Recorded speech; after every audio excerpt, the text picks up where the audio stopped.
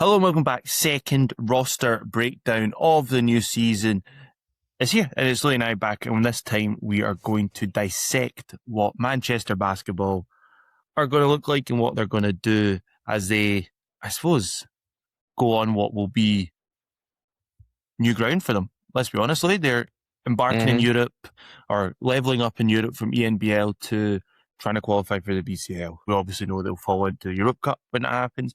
And then really we'll see what they can do this season, pushing what they can do against London. They've recruited 13 players, so it's going to be interesting to see at times who filters in for Europe games, who stays in for SLB games. They had 5 returning players. They've got 4 new Brits. They've got just so much talent for the roster.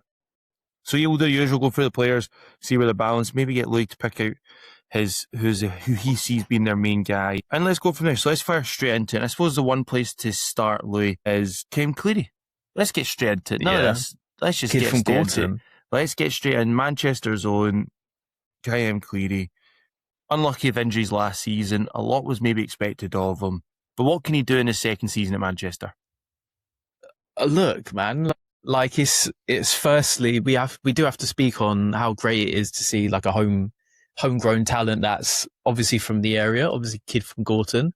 I love that branding. I really like, some of the things that they're doing in terms of, obviously the brilliant social media stuff that they've been doing this off season. I have to shout out, obviously tangential to what we're talking about. But in terms of Kayem Cleary, like we saw it last season in spurts, he's an excellent catch and shoot player, excellent at operating off movement and off screens, as like a movement shooter type that's like, extremely athletic, obviously his ability to get up in and dunk it, is exceptional. He's so springy, is one of his kind of skills that he has that I really love is his ability to kind of get blocks on jump shots, which is not something that often happens, but because he's so like explosive and springy, like, he gets up there really quick and it puts shooters off, that I stat that's in the NBA is kind of how like a contest affects field goal percentage. And I bet he'd be really up there because of how aggressive he is in contesting. So yeah, he's just a very good kind of auxiliary player to kind of fit around guys because of his ability to shoot off movement. So yeah, it's dependent on how they kind of fit him in with this team, because he can be if he has the ball, he likes his shot, but he works well off ball. So it's that mix of those two modes. So go on. No, that's exactly my question, is how he looked at times last season in that Manchester team that was very much hot and cold. Let's be honest, Manchester were hot and cold last season. We kind of said they underachieved last season, and we got a wee bit of backlash from that, but a team that we probably thought would win some sort of silverware came out the season without silverware, finished third, for example. So this season, and it was times last season, Kayem really had to be the guy, but this roster's leveled up. There's multiple experienced vets in that side. When I say multiple, there's a Luke Nelson that we'll touch on later. There's some really high IQ or good Ivy League clever guys coming in that I'm really curious to see about them. So I'm really incredibly excited to see what Cleary can do at this second season, purely based on how adaptive he is to different roles, different situations. And we'll touch on it later on, is how he potentially might have to play in so many different positions and different roles in this side. Yeah, like we've been talking back and forth, like how difficult it is to kind of project out a depth chart. Is Kayem Cleary going to be primarily a 3 or a 2? In Europe, it's going to be difficult to play him at the 3 because Europe's so physical and large. So a lot of questions to be had. So go on. No, definitely. So definitely one to kind of watch and what kind of role Cleary will have. Obviously, you always want that team's own guy to do well. We see it across league when it's a London guy or a guy from Scotland playing for Gladiators or a Bristol guy. You know what I mean? When you see a home guy coming back and playing, you always want him to do well. But another British guy worth talking about who played I've already forgotten. I looked up. Was it 6 games? I said 7 games. Yeah, 6 or 7. 6 or 7. The less you did that last time as well. You've generally done that too often this preseason. This better not become a thing. You're 27 this year. Come on, grow up. Kane Hendry. We never really got to see the best of Kane Hendry last season. Another one back for year 2. Obviously, with Europe on the mind, he's played across Europe a little bit, but this will be the biggest and toughest competition Kane Hendry's played in. So, what are you thinking for him? Yeah, so obviously it's a disappointment on how much he played last season, because I was really excited to kind of see him play. You know, I'm really quite high on his ability to defend, just as this really versatile kind of large kind of defender that can defend at multiple positions. Like in Germany, often in Pro A Germany, which is something that I've really valued, was his ability to kind of guard point of attack and defend like point guards, which is crazy because he's like 6'7". Like, no, I'm not doing it again. 220 pounds or 100 kg. So that's a really interesting skill set. It's just his ability to kind of defend is kind of the big thing and be a value add there. You know, solid catch and shoot, just a valuable kind of 3-and-D kind of skill set that can also handle the ball a little bit. So hopefully we get to see a little bit more of that this season. So, and is he someone, by what you're saying, to give me, see come Europe, his availability could be so worthwhile because he'll be able to guard multiple positions. Yeah, exactly. And like, it's worth mentioning, you know, obviously the schedule ramifications of, you know, juggling, you know, FIBA Europe Cup or Basketball Champions League, hopefully if they qualify, and obviously the SLB. So yeah, that'd be massive for them. So yes, I suppose we'll get talking about a bit about that schedule kind of potential later on, because that's where maybe this squad size comes into it. But let's talk about I suppose, one of 2 returning imports. Jordan Johnson. Let's go Jordan Johnson first. Made a huge impact last year on Manchester. Obviously enough that they want to bring him back. Want to see him back in a second season. I was really surprised. Am I surprised he's back? I'm always surprised when young American guys come back. But I suppose the opportunity of competing in Europe is only going to be good for his CV. And they obviously had Manchester, for when we recorded, had their opening kind of pre-season trip, and they were in Germany, weren't they? Yeah. In Germany, and Jordan Johnson went off for 30 plus points. So he looks like he's ready to get going. Yeah, like I was massively shocked when he signed, because I was expecting like a bigger team to snap him up, honestly. Like his performances in the ENBL Final Four were mental. His performance against Mitteldeutsche, or however you say it, was crazy. You know, he's shown his ability against high level European teams. You know, like against the team today. You know, Trier is another German BBL team. He's just such an exceptional shot maker, hand creator of, well, he's so good at separating with his handle. He's so shifty and kind of skilled. It's so tough to keep in front. He loves playing 1-on-1 and like drawing out defenders, creating space that way, creating advantages without a screen. Very crafty in the pick and roll. Obviously, you know, he's more kind of score-minded, but, you know, his assist numbers were excellent, you know, because he's so skilled. He can just flow straight from his dribble into a pass or kick out. You know, it's great. So I love to see that he's back. You know, we don't, as you speak on, you know, it's very, very rare that we get an import of his level, you know, return for a second season. So I kind of feel like we're all the we're beneficiaries of it. So, well, not other teams, but yeah, go on. No, I'm curious because at times we talked, obviously, that ENBL run. I think the amount of assists they got in that kind of semi-final final was a pitiful amount.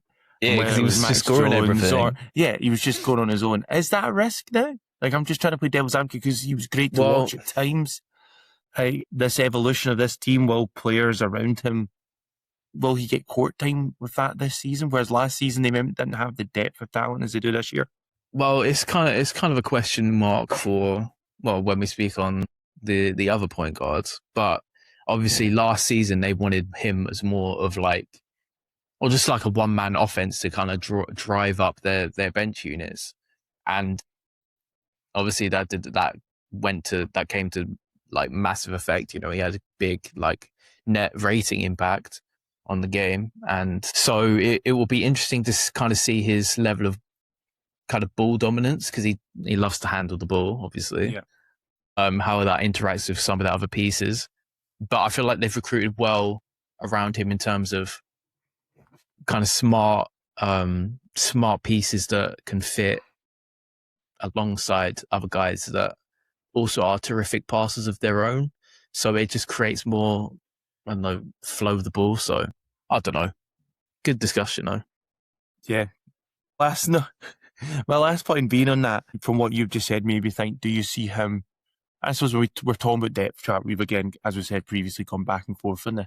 Is he someone that we could see playing like a lot of second unit ball in Europe? And I always think you see some teams, and this isn't right or wrong, will have a first five, second five at times. Could he be like, or an old school sixth man type where he's playing, coming off the bench, but actually having that impact where he's leading the second unit, but coming on and like I'm trying to formulate where I see this team lining up, if you know what I mean. Yeah, I mean, it's a great question. Like, from my perspective, I feel like if he's going to come for a second season, he's expecting to start. From my cynical perspective, I kind of feel like in Europe, maybe you'd want kind of, because Keon's more of a kind of stronger defensively point guard, I feel like. So maybe that's an element they'd look to prioritize, but I don't know, man. Like, let's wait and see. Let's wait and see. Like, it's so difficult to know with this team. So let's go on. Next import, we're turning back on the other side of the floor. Let's talk about Matthew Nicholson. So Matt Nicholson back season 2, and I'm also surprised he's back, because and this is where maybe they looked at needing a proper, legit European type sized big man. Like at times, I thought he'd come in and dominate the league to like defensively. We were quite, this time last season we did this roster breakdown, we were quite excited by what Matt Nicholson's potential would be. Yeah. Did he hit that ceiling we wanted him to hit? Probably not. So what do you think? But like, I like a but. me and Court Vision obviously kind of have recently been singing his praises, like how, well, I feel like Manchester's season switched when they started playing Nicholson as a drop defender and actually started playing him like real proper minutes and started starting him. That's when I feel like their kind of season kind of switched. Yeah. So I feel like is he a big scorer? No. You know, we knew that coming into last season, or I kind of felt that. But like his game impact in terms of, you know, being a 7-footer that's an athletic dunker, athletic finisher around the rim, you know, like lob target in a pick and roll, you know, dunker spot kind of dunk. Obviously, as a defender, as a deep drop big, maybe not so mobile, you know, for our league that needs really mobile bigs, but he's just like a massive body to defend a rim, and great, you know, great timing on blocks, massive body to kind of deter people from shooting at the rim. Practically speaking, you know, he had a massive shot deterrence in terms of like opponents shooting at the rim. So, you know, he has a big effect on games. So, yeah, it's probably smart in that aspect, you know. Yeah, and I suppose when we're talking about that mobile big, let's talk about the final returnee, Duke Shelton. Yeah, definitely a mobile big. Yeah, like that's his thing. Like, I mean, he probably got re-signed off the back of the EMBL Final Fours again. Let's be frank. Like, he had a huge Final Fours. Like, he was the driving force for them getting to that finals. I'm not even gonna lie. Yeah, like he got them to those finals, carried them on his back. Just like, again, as you say, like really mobile big that plays aggressive. You know, he's a big, high motor, high energy guy that, you know, I'm sure has a kind of spurring on effect with his teammates too. So yeah, he's someone that we've seen at times, and he maybe goes, what's the right? There is a phrase for this. and I can't think what it is. But in terms of what we see at times he brings value-wise, there's been games when he has gone off and had an incredible 3-4 minute burst that then earns him more court time in the rest of games. And you go, that's why a coach needs that mobile bench big. And then you need a Duke Shelton. What he brings positively is obviously brings his negative side in terms of losing the rag. Yeah, definitely. But he clearly after leaving Leicester and whatnot last season, found a home in Manchester. And I mean, he's just earned himself the potential to earn court time playing in Europe Cup. He wasn't doing that at Leicester. No, he was not. Yeah. So big ups to it, man. Like this is probably a move up for him. So big up. And it's taken his opportunity and running with it, and good for him. Curious to see what role he'll have. We'll talk about this when we're later on, in terms of who could be 13th man. But next one of the new guys, in terms of the new Brits. I want to start off with Kieran Sandy, coming across from London. I think everyone was kind of expecting him to take a new challenge, new opportunity. Yeah. Been at London a long time, but London obviously having their shift towards more, like you see the Lithuanian ownership now flexing a muscle. Like you see the flex happening, maybe less London centric. And Kieran Sandy wasn't re-signed. They early on said, like, thank you, Kieran, for all your hard work, blah blah blah. We are huge fans of Kieran Sandy. Yeah, purely because we have seen what he has grown into from 100%. Coach Bozic, and then who was it before that? Oh my God, Schmidt. Coach Schmidt. Ryan Schmidt. What a guy, by the way. Big fan of Ryan Schmidt. I actually was. Say that all the time. But Coach Schmidt gave him an opportunity. Bozic gave him an opportunity. And even last season, you saw him get opportunities as well. So I'm absolutely delighted to see Manchester early on went after him. I think it's just smart.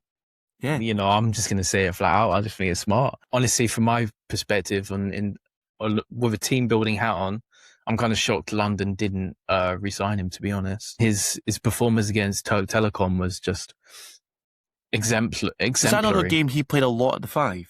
Yeah, he did. He did play a lot of the 5. But he played exemplary. Yeah. His defensive versatility and switchability and just defensive playmaking ability is just so tremendous.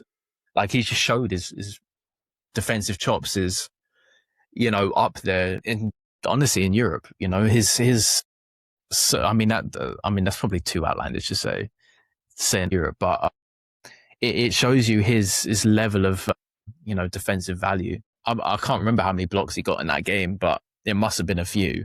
He had a great block rate, in the SLB last season. But to go away from his defense that we've known Kieran Sandy to be able to do, he showed some interesting offensive things last season. From my perspective, he showed the ability to attack in open space, ability to attack one-on-one. We saw against Newcastle and again against Turk Telecom, him being able to create in ISO. Like thinking back like 2 years ago, that would have been mind-blowing. Yeah. But, he showed a capability to create offense by himself, and for a wing, especially in Europe where, screen defense is going to be exceptional. I feel like that's going to be, massive. That's a big skill set for a wing. The question mark will be how efficient is he going to be in his 3-point attempts, but I feel like he could be a guy that's tipped to kind of start. I feel like he's tipped for a breakout season. So, and he's someone who, because he's been under the radar at London because of all the players they've had, he's actually got so much experience playing in Europe. Yeah, exactly. You think almost that, it's just Kieran Sandy, young British guy, blah, blah, blah. But he's now kind of mid to late 20s, earned his stripes playing as, understudy to Sam Decker in that first season. To like NBA guys. It's actually when you think of Kieran Sandy, like, this guy's, when he first came in, people were like, well, he was a D2 guy, and we're like, oh, that's didn't just even London. Playing D2. It's like, like, who is this guy? Who is this guy? Continue. And who is this guy? And look at what he's turned into. one of the most dependable roster 3 kind of guys. Who else does that in our league? He basically took Josh Ward-Hibbert's spot when he was at London. Like, do you know what I mean? Like, you think about his progression, like you go, well, you must think he must be someone that's not far off, maybe getting a GB training camp permanent invite. When you think of who else has been included in that in recent times, like I agree with you. I think breakout season potential, he's going to come in. He's going to be one of the kind of experienced guys, probably. I'm not going to say leadership group because I don't know how Manchester will work it, but he's gone from being probably London undervalued to something maybe his value maybe gets appreciated more. Yeah, definitely. Like in a European team, his skill set is going to be massively valuable. So, yeah, definitely. All right, next one, Jonathan Brown moving over from Bristol. Again, ENBL experience last year. So another British guy coming into that team with some international European experience, which is actually the players they brought in as their experienced guys are British-based or British guys. Been involved in the GB setup for the last year or so. I was surprised to see him leave Bristol or not go somewhere where he may have a greater impact. But I think it's a great pickup for Manchester. Yeah. Like it's great to kind of pick him up as what we'd probably project as kind of like a bench piece for them, considering they have so many pieces. But for Bristol, he was an impactful like 6th, 7th guy off their bench. So to get that as projecting behind like Keon, Luke Nelson, etc. All these guys, that's terrific. That's a terrific pickup for him. And he has the size and the frame to defend in Europe properly. Good foot speed. I mean, I think he's one of the quickest in the league. That's why I put him on my graphic. But his straight line speed in attacking, like straight line to the basket, is exceptional. We saw it against Mitteldeutsche again, that German BBL team that was in the ENBL. Sorry, he got a few baskets just like because he was too quick for their defense to kind of handle. So to have him as a guy off the bench, it's probably best case scenario, to be honest. So yes. Yeah, he's probably another one again. You throw him in a more ambitious squad because obviously playing in Europe. I was curious to see what his ceiling is. Like what basically living and breathing next to players like Luke Nelson is never a bad thing. Yeah, exactly. Like you hope someone like him is going to almost be a sponge to the potential learning, and it'll be interesting to see what this season brings for him. As like he could be someone that just goes off second half of the season once he's found his role, and we're saying looking. Well, yeah, you look at this and think who's going to be when we look at players who are returning to the league this year and who could maybe get nominated for most improved player. Jonathan Brown potentially is going to be one of those names on that list. You'd like to think. Yeah, maybe. Have to wait and see. We'll need to. That's exactly it. We'll need to wait and see all these guys. All right, next, Brett. Let's go Elijah Walsh. Before we're coming in from Florida Southern, D2 guy. Maybe came in as a bit of a surprise, not a late addition, but it was in that kind of final tranche of signings for them. I don't know a lot about him, so tell me. Yeah, so high-end D2, playing at Florida Southern, ex-Campbell, played in the same his D1 college used to play in the same conference as, Cam Holden's, like Towson, etc. So that shows you the level of D1 he was playing at, as a kind of like a bench piece for them. But he's an interesting kind of swingman, I'd say, like a swingman skill set. He's long, athletic, kind of 6'5" that works hard defensively. He's one of these kind of straight line slasher guys that maybe isn't as skilled in terms of guard play as other guards, but give him a lane, give him an advantage, and he'll be able to attack that downhill because he's quick. He's pretty decently fast, and he's long to finish at the rim. Maybe he can, if they're really short on guys, maybe he can initiate on occasion. But he's going to be one of these kind of pieces that's going to, give them good energy, good defensive energy off the bench, and be like a big guard, to kind of play play in their units. So just another piece for them to use.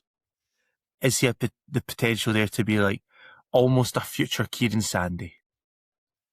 Nah, I'd say a good example would probably be Lindo from last season. Obviously another Okay. D2 guy, Yeah. but maybe a little bit similar, you know. This whole team's like that though, like because there's, especially when you look at their guys coming, like Kieran Sandy, one to watch, Jonathan Brown, good one to watch, Elijah Walsh, all British guys. So you're talking about them taking homegrown players, give them an opportunity to play in Europe, be it what should be a contending league team domestically across the three tournaments as such. So yeah, it's going to be interesting. But then when you look at who we're talking about now, the one who a few seasons ago when he signed in London, I was really excited to see him play. And being a piece in that London team, I was only when I was looking back at stats, I think one season, I think he led the league in 3-point scoring, over 3-point, 40% for the season at time, or for I think his first season at London.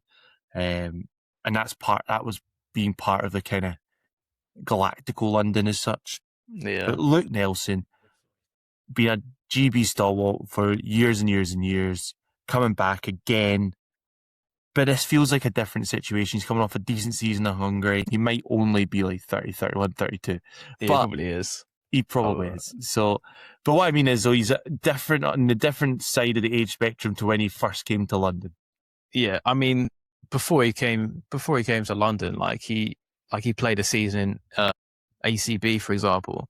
You know, so he was coming, like, his career trajectory was kind of going up like this.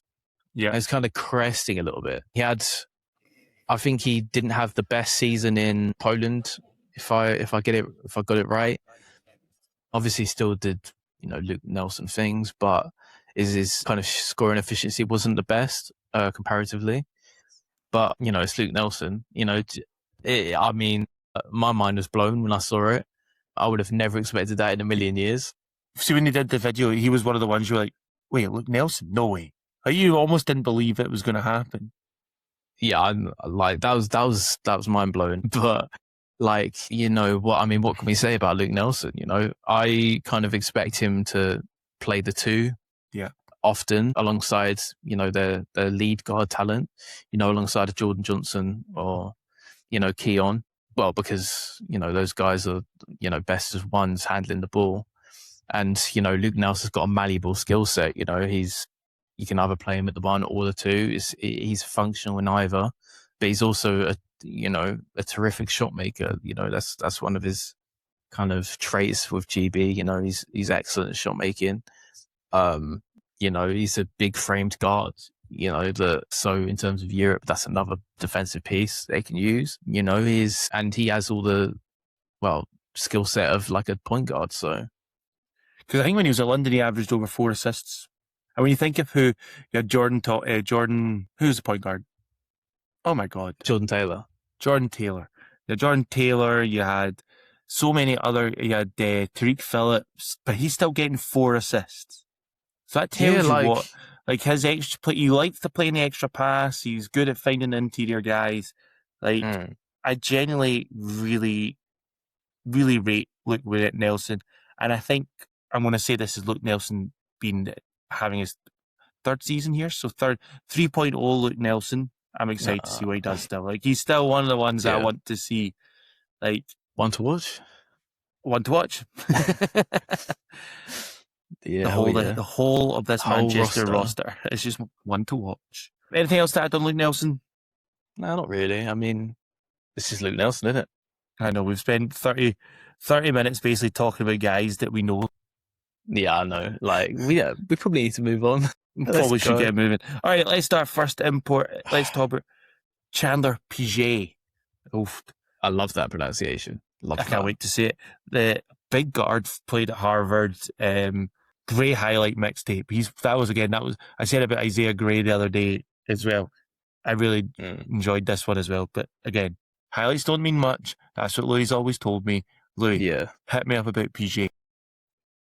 Like, he's a big-bodied wing that loves to get downhill. He's lefty. Lefty. So Harvard often, well, they used him as an additional ball handler. You know, he played across the 3 and the 4. You know, I'll expect him to kind of play the 3 at Manchester, you know, because they've got so many kind of 4 or 5 pieces. But they use him as an additional ball handler, often like handoffs, dribble handoffs. You even used him as a screener because he's so, you know, wedge. He's so big. Wedge. But he's a skilled kind of ball handler as a slasher. You know, he's got a solid handle. He's aggressive in kind of post pinning guys. So obviously, if you're around the basket, he's aggressive in kind of exploiting that. You know, excellent connective passer. So as I was speaking about earlier in terms of Jordan Johnson and how he's very ball dominant, PJ is excellent at, you know, attacking lanes. And well, he's an excellent drive and kick guy. You know, he's always got his head up for potential passes. Very, I don't know, creative with his passing ability. You know, he will be able to, you know, create, you know, some in like open spaces, like another kind of scorer occasionally. I feel like a kind of the thing that's kind of holding him back is he's kind of an under the basket finisher. He's not so long. So he's 6'5", is very physical, but kind of the thing that's holding him back from being like a high level scorer, because he is, you know, very skilled, solid speed, etc., is, you know, his kind of under the basket finishing nature, because he's kind of undersized around the basket in terms of his length, etc. And he's not like exceptional speed, you know, so he often has to kind of go back to basket. But he, you know, he's a skilled guy. He can knock down the open catch and shoot 3. He's a lower volume guy, so in terms of his spacing ability, maybe that's not perfect, but you know, he's got a valuable skill set, you know, being a big bodied wing for Europe, being able to defend multiple positions, handle the ball, pass, you know, etc. So, you know, it's an interesting piece for them. So yeah, I suppose with one eye on Europe, he's that potential, if he's playing at the 3, that third option ball carrier that we see. A different player, of course, but throwing it back, I remember for quite a lot of the Gladiators in Europe had Prince Onwas handling the ball across the half court, and it kind of worked effectively. Yeah.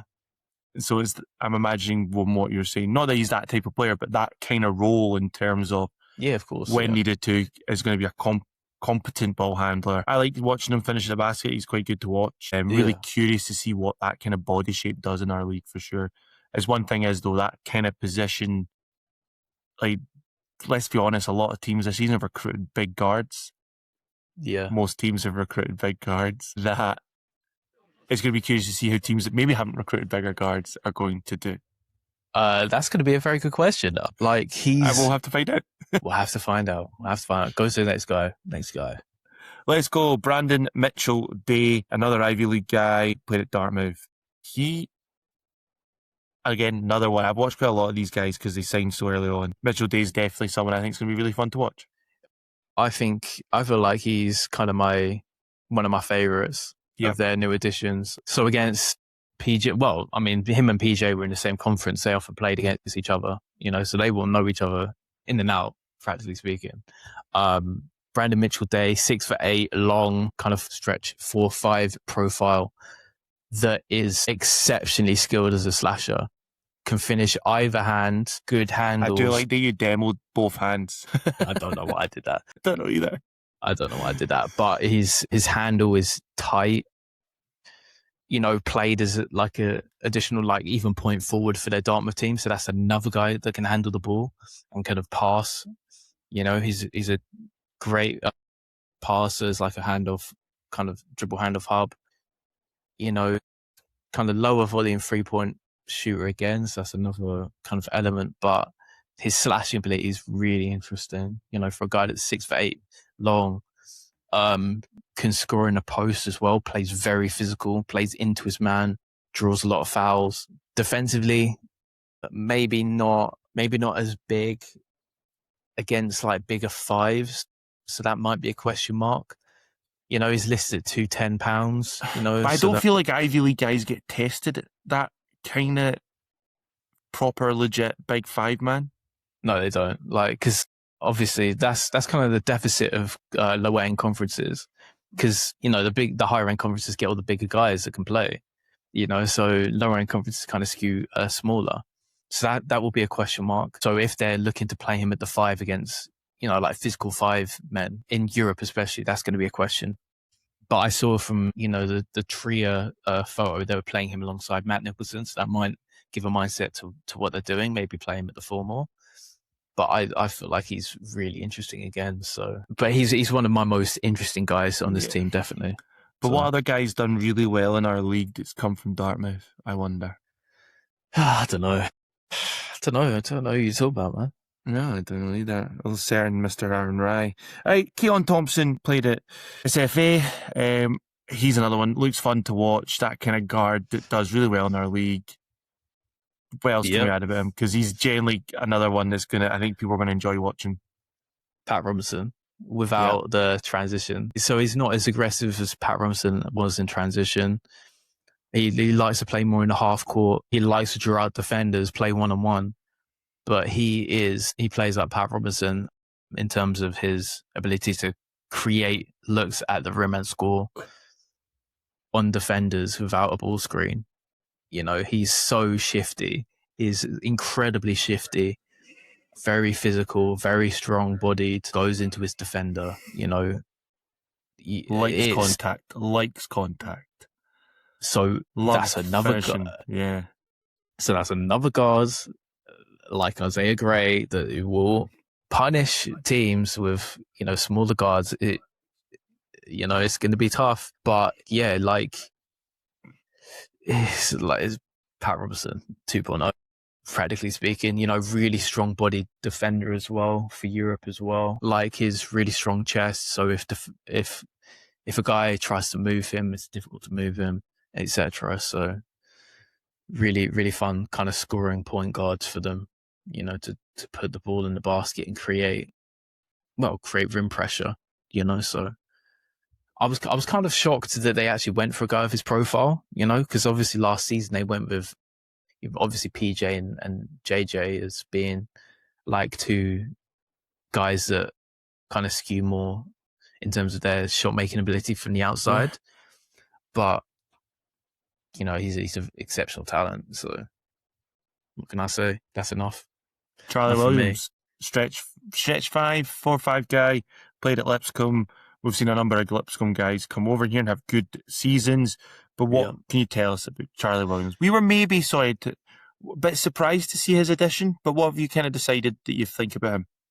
Yeah, so stretch 5, like 6'10", very versatile catch and shoot guy. Maybe potentially a little bit like the shooting gravity of a guy like Skylar, but maybe not as aggressive of a shot as Skylar, but similar kind of versatile, can shoot off various kind of actions, etc.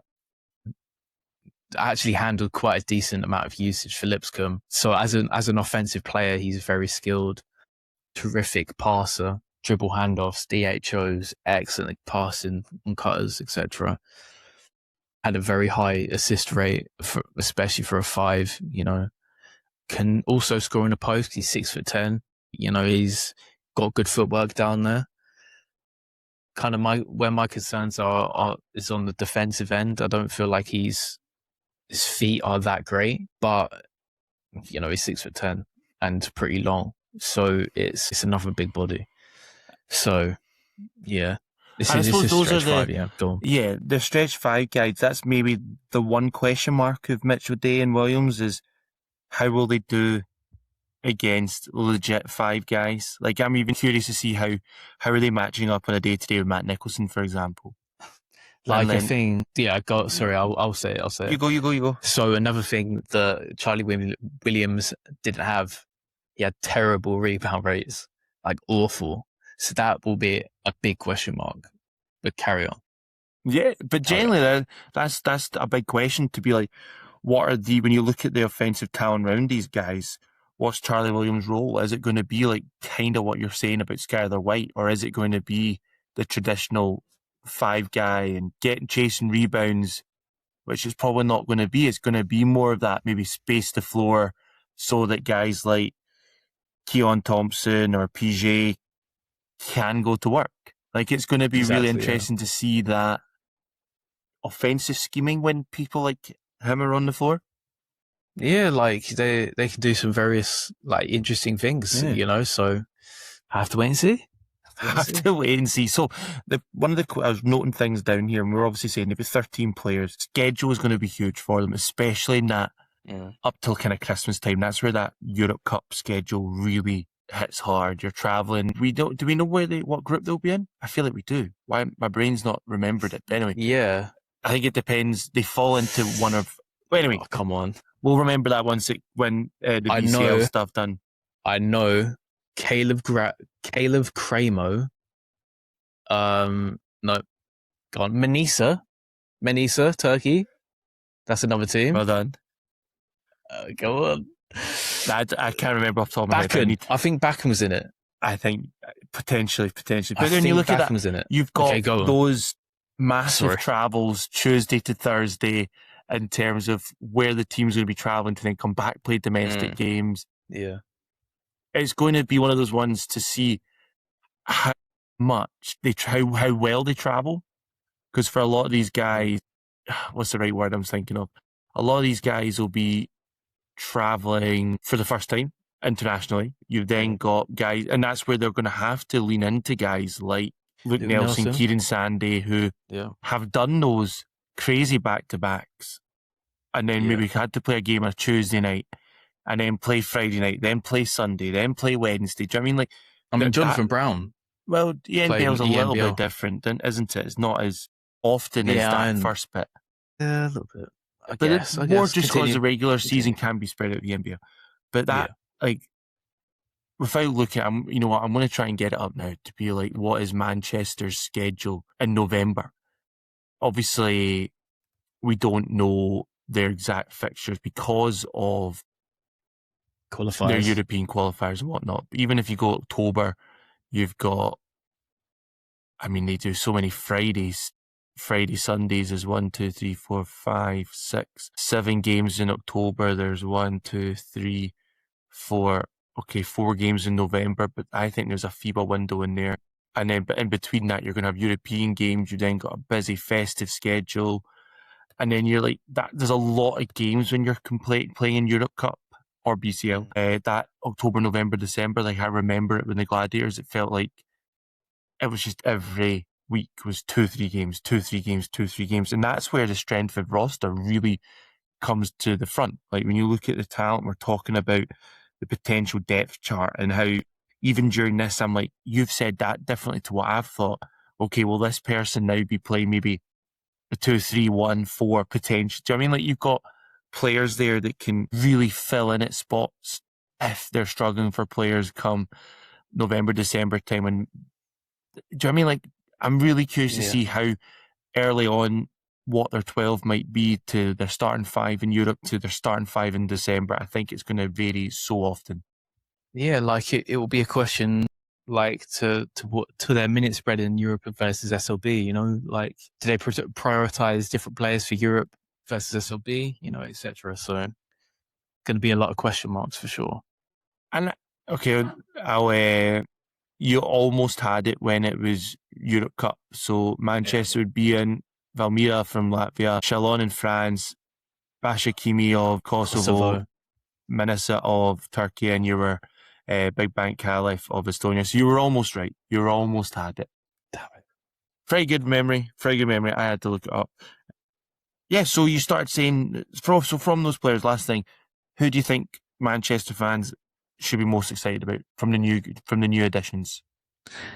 Well, Keon Thompson is going to be kind of the main scorer of the group, but my heart is set on Brandon Mitchell-Day. I think the guy is going to have a big European career, so that's kind of my suggestion. So, and then what about from the British core? Are we all in on Luke Nelson, or are we thinking this is going to be Kieran Sandy's time? Kieran Sandy's time. I believe it. I'm putting my chips in, man. chips in on Kieran Sandy. So. I was also thinking if you're playing fantasy basketball, this team for the SLB, are you looking at Jordan Johnson? Are you looking to pick him up if it's a fantasy team, or are you staying Mitchell Jordan Daly? Johnson starting though. That's true. See, I'm so curious to see what this team does this season. Hopefully they'll put on a greater challenge. We said about final question then. We said about obviously Cheshire being one of probably top 3. Is Manchester in that discussion as well? Yes, of course. Yes, of course. Of course. Of course. I've answered the question for you. All right, so this has been our Manchester roster breakdown.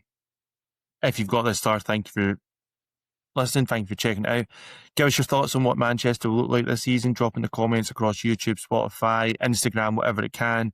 Drop us a follow. Subscribe to us on YouTube as well. We're almost at 200 subs. Don't think I've ever said that, but that's quite a cool thing to think about. Like and subscribe. If you want to, you can buy us a coffee as well. Anything that people donate goes straight back into helping do this kind of videos.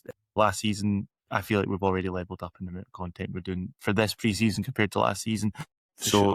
Everything that anyone donates goes straight back into keeping Louis and I sounding magnificent. So thanks again for watching. To Louis, thank you. And we'll be back with, who do we do next time? Do we go London next? It's up to you, Ron. We'll need a team that's already complete and the season's getting closer. So let's go London. So we'll be back with a London roster breakdown video. But yeah, see you next time.